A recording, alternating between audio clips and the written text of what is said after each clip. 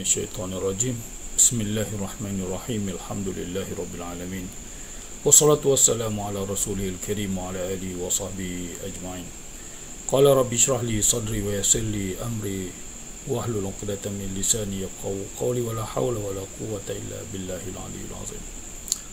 Tuan-tuan dan puan-puan yang dirahmati Allah, bertemu lagi kita di siri Qalbil Quran yang ke-47, yaitu siri tadabbur ayat pensyariatan ibadat puasa bulan Ramadan yang terakhir. Ayat 187 surah Baqarah ini yang terakhir berkaitan dengan ayat pensyariatan Ramadan. Mari kita langsung ke slide untuk kita lihat ayat-ayatnya.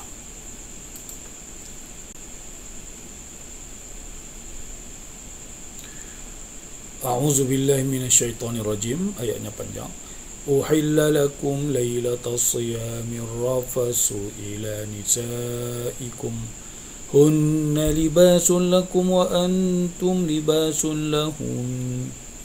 Alimallahu annakum kuntum takhtanuna anfusakum fataba alaikum wa afa ankum fal'ana bashiruhunna وابتغوا ما كتب الله لكم وكلوا واشربوا حتى يتبين لكم الخيط الأبيض من الخيط الأسود من الفجر ثم أتموا الصيام إلى الليل ولا تباشروهن وأنتم عاكفون في المساجد تلك حدود الله فلا تقربوها كذلك يبين الله آياته للناس لعلهم يتقون. Jadi ayat ini mengisyaratkan kepada kita beberapa perkara yang akan kita bincangkan. Pertama, ayat ini merujuk pada syariat awal yang membenarkan, syariat puasa di peringkat kedua membenarkan makan, minum bersama dengan isteri dari maghrib sehingga waktu tidur. Jika seseorang tidur, dia bangun di tengah malam, dia harus terus puasa. Tak boleh makan lagi, tak boleh minum, tak boleh bersama dengan isteri. Ini syariat di peringkat awal, di peringkat yang kedua. Ketika disyariatkan puasa penuh di bulan Ramadan, ayat 185, yang termansuh, yang terbatal dalam syariat lalu ialah puasa pilihan. Dia boleh puasa atau tidak puasa dengan membayar fidyah. Yang kedua, waktu berbuka. Ini terbatal, waktu berbuka di antara maghrib sampai waktu tidur sahaja, itu sudah terbatal dengan pensyariatan ayat 185. Jadi ayat ini turun menjelaskan, ayat terakhir yang kita baca tadi, uhilla lakum lailatas siyam ni, ayat 187 ni, ayat ini turun menjelaskan hukum awal tersebut dimansuhkan. Dua perkara tadi. Pertama, puasa boleh pilih. Yang kedua, malam Ramadan, malam waktu berbukanya hanya daripada maghrib sehingga waktu tertidur. Seseorang kalau dia dah tertidur, ada yang tidur lepas maghrib, dia bangun, dia dah tak boleh makan, tak boleh bersama isteri dan tak boleh minum. Jadi ayat ini menghalalkan apa yang tak dihalalkan di peringkat awal. Jadi Allah Ta'ala kata, uhilla lakum lailatas siyami arrafasu ila nisaikum. Sekarang telah dihalalkan kepada kamu di malam bulan puasa boleh bersama isteri. Kenapa? Kerana hunna libasun lakum wa antum libasun lahun. Kerana isteri-isteri kamu adalah pakaian kamu untuk menutup syahwat kamu dan menutup keaiban kamu dan menutup yang lain-lain. Dia ibarat baju yang menutup kita. Kita juga adalah baju yang menutup syahwat isteri, menutup keaiban isteri, menutup segala-galanya untuk di antara suami dan isteri.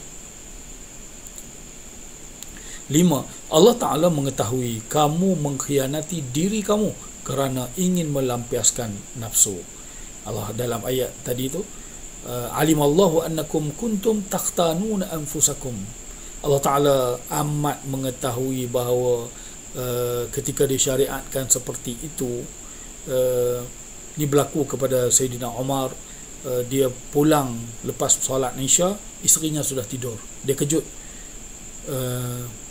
isteri dia, ketika dia menginginkan isterinya, tiba-tiba isterinya kata, aku dah tidur. Belum, baru letak kepala, belum tidur lagi. Akhirnya Sayyidina Umar malam itu bersama isterinya esok pergi berjumpa dengan Rasulullah, dan turunlah ayat ini, uhilla lakum lailatas siyam. Sekarang Allah Ta'ala dah halalkan. Setiap kali kita mengikut nafsu kita, ulama kata bererti kita sedang khianati diri kita, kecuali mengikut jalan yang halal dan benar. Melampiaskan nafsu mengikut jalan halal dan benar itu dibenarkan. Tetapi perkara-perkara lain yang kita buat, jika mengikut nafsu kita, bererti kita mengkhianati diri kita. Dan perkara itu telah diampunkan oleh Allah dan dimaafkan.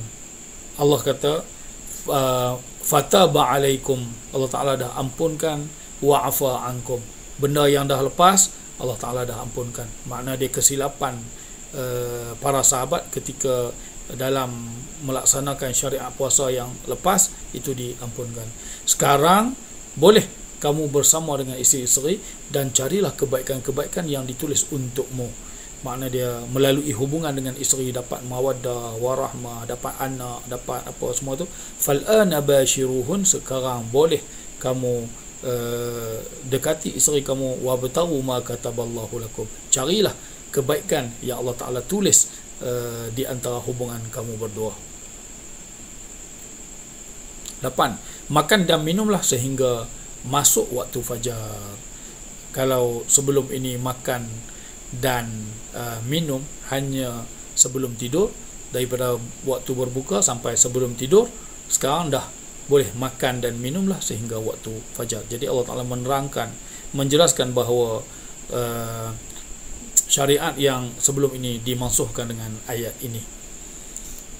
9. Kemudian sempurnakan puasa kamu ke malam hari. Allah Ta'ala kata fa'atimmu summa atimmu siyama ilal lail. Lepas kamu makan sampai ke waktu fajar, bersama isteri makan, minum, boleh sampai ke waktu fajar. Start pada waktu itu kamu dah kena puasa. Summa atimmu, sempurnakan puasa hingga ke lail, ke waktu malam, iaitu waktu maghrib, waktu berbuka. 10. Disyariatkan i'tikaf khas di bulan Ramadan. Bulan lain pun ada i'tikaf, tetapi tidak seperti yang dilakukan oleh Rasulullah SAW di akhir 10 Ramadan yang terakhir. Ayat Quran memasukkan 2 syarat, la tubashirunhunna wa antum akifuna fil masajid. Jangan bersama dengan isteri ketika kamu beriktikaf.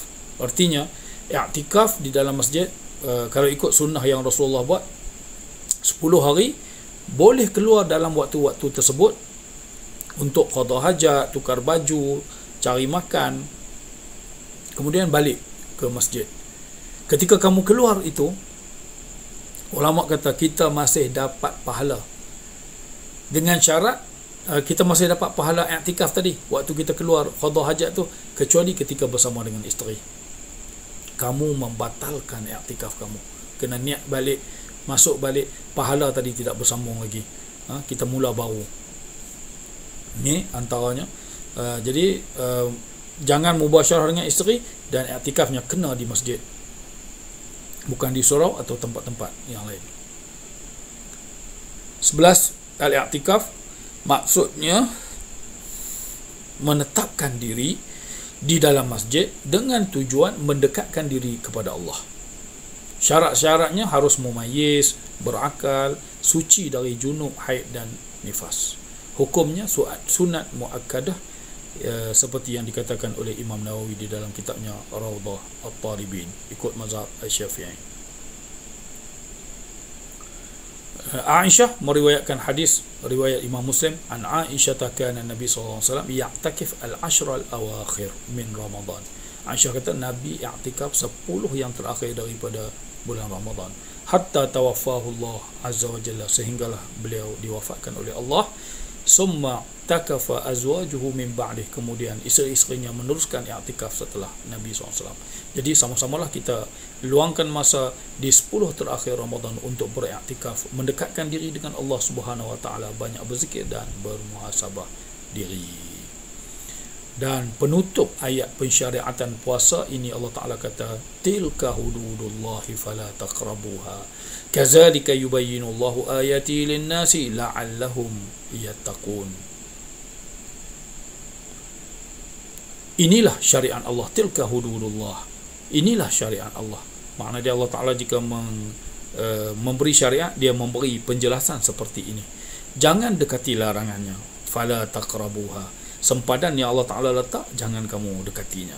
Kazalika yubayyinullahu ayatihi linnas, beginilah Allah Ta'ala menerangkan ayat-ayatnya, tanda-tandanya, permintaannya, syariatnya kepada orang ramai. La'allahum yattaqun, semoga mereka mendapat ketakwaan. Allah Ta'ala mengguna yubayyinu, kazalika yubayyinullahu ayatihi linnas, padahal di peringkat awal waktu syariat di ayat 183 Allah Ta'ala kata, ya ayyuhallazina amanu, wahai orang-orang yang beriman. Ketika seruan untuk memberi syariat ibadat puasa ini, Allah Ta'ala guna syariat ini ditujukan kepada orang-orang yang beriman. Tetapi di penutup ayat ini Allah Ta'ala kata, begitulah Allah Ta'ala menerangkan ayat-ayatnya kepada orang ramai, bukan orang mukmin lagi. Di sini Allah Ta'ala telah umumkan keterangannya kepada nas, kerana di dalam an-nas itu termasuk di dalamnya orang-orang yang beriman. Ulama kata bukan ayat puasa saja, ayat yang lain Allah Ta'ala menerangkan kepada semua manusia dengan cara seperti ini, penjelasan dan sebab-sebab kenapa disyariatkan seperti itu. 14 terakhir, la'allahum yattaqun, sama pembuka dan penutup. Pembuka di atas harapan Allah Ta'ala kepada kita ketika melakukan ibadat ini, menerima syariat ini dengan lafaz la'allakum tattaqun, dan penutupnya la'allahum yattaqun.